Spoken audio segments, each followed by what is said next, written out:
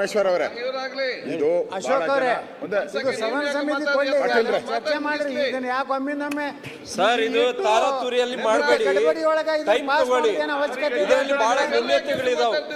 ಇದು ಹಿಂದೂ ಅಧ್ಯಕ್ಷರೇ ಇದು ಹಿಂದೂ ಸಾರ್ವಜನಿಕ ಗಣಪತಿಯನ್ನ ಉದ್ದೇಶಿಸಿಕೊಂಡು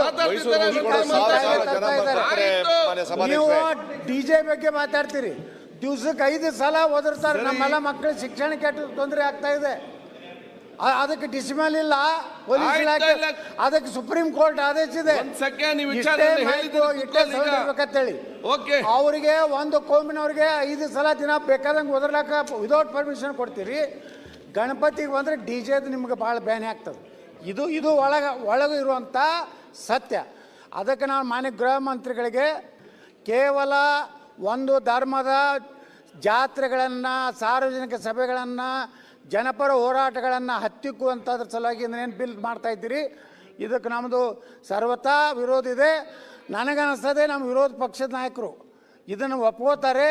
ಯಾಕಂದರೆ ನಾನು ಈಗಾಗಲೇ ನಮಗೆಲ್ಲ ಹೇಳದಂತೆ ನೋ ಅಡ್ಜಸ್ಟ್ಮೆಂಟ್ ಪೊಲಿಟಿಕಲ್ ಲೀಡರ್ ಇರೋದ್ರಿಂದ ಆರ್ ಅಶೋಕ್ ಅವರು ಸಹ ಇದಕ್ಕೆ ಸಹಮತ ಇದೆ ಅಂತ ತಿಳ್ಕೊತೀನಿ.